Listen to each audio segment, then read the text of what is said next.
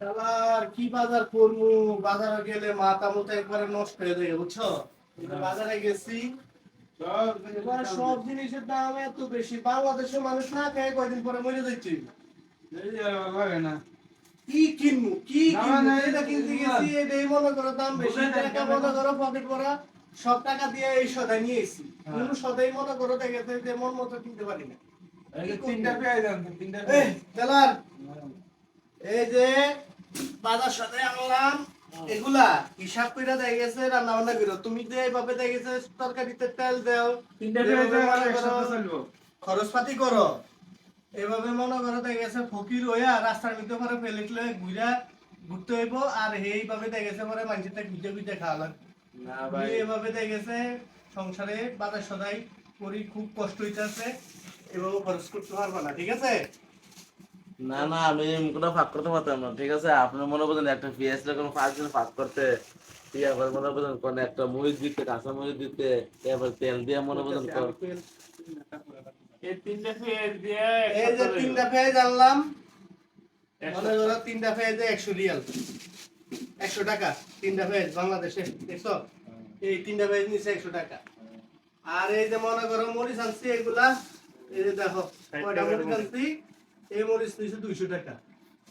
আর এই যে এক বোতল তেল আনছি, এই তেল নিল তাই গেছে 300 টাকা।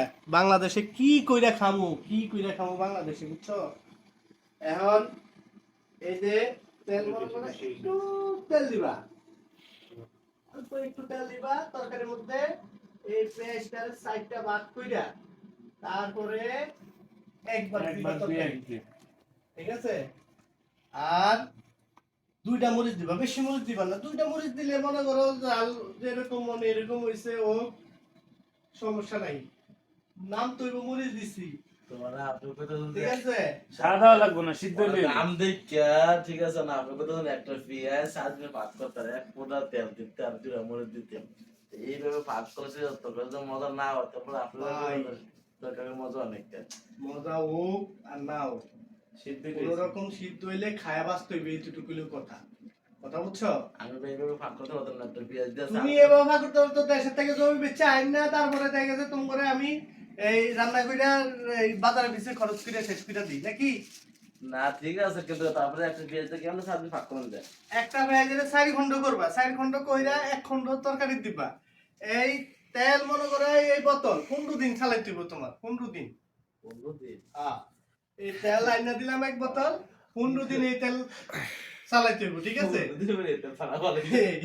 আরে মনে করো মরিচ 1 মাসের মরিচ এনো, দুইটা করে দিলে দেখা গেছে কয়দিন যায় হিসাব করি, দুইটা করে দিলে তো মনে 1.5 মাস যাইব গারে, না 1 মাস কম হয়ে যায়, দুইটা করে হিসাব করো, দুইটা করে দিলে 1 মাসের বেশি যাইব গা, দেখ 1.5 মাস চালাই দিও, হ্যাঁ এই মরিচ দিয়া, ঠিক আছে? কেমন দেড় বস্তা লোক তেল দিয়ে আর পেঁয়াজ দিয়ে রসুন, রসুন দিবে 1 কোয়া, 1 কোয়া রসুন দিবা, মজা হইব। হ্যাঁ 1 কোয়া রসুন দিবা, ব্যাস, এর বেশি কিছু দেওয়ার দরকার নাই। পানির দাম অনেক বেশি, পানি একটু কমাই দিও, ঠিক আছে? পানিও অনেক দাম বেশি। তোরা না খেয়ে থাকবো না, না খেয়ে কয়দিন থাকবা? পানি খেয়ে থাকবো তো পানির দামও তো বেশি, এনে যে মনে করো সাপ্লাই পানি দেয়, এই পানি দেয় গেছে মনে করো বিল মাস শেষে আয় কত 1000 কে বিল, পানির খালি পানির বিল 1000 টাকা। আর বোতল পানি কিনতে গেলে তো মনে করো খবরই আছে, এটি খাইবো তোমার ওই যে সরকারের দ্বারা বড় বড় আমলা হেরা খাইবো, মনে করো এরকম না, বোতল ভরে ভরে আর আমরা গাম আমরা খাইবা গেছে মনে করো সাপ্লাইতে যে পানি দেয় 1000 টেনে মাসে, এটা খাই তারপর শুকরিয়া আদায় করতে হবে, কথা বুঝছো? তাইলে ভাই আমি পারতাম না, দেখেছে যে স্যালারি পাই, এই স্যালারি দিয়া এই পাইছি, মনে করো এই মাসের বেতন পাইয়া এই যে মরিচ আনলাম, পেঁয়াজ আনলাম 3টা, তেল আনলাম এই 1 বোতল, তারপরে রসুন মসুন আবি যাবি এগুলো আনছি টুকিটাকি, ঠিক আছে? এর বেশি খরচ করলে ভাই আমি আর নাই। ধন্যবাদ, ধন্যবাদ, থাক, ওকে।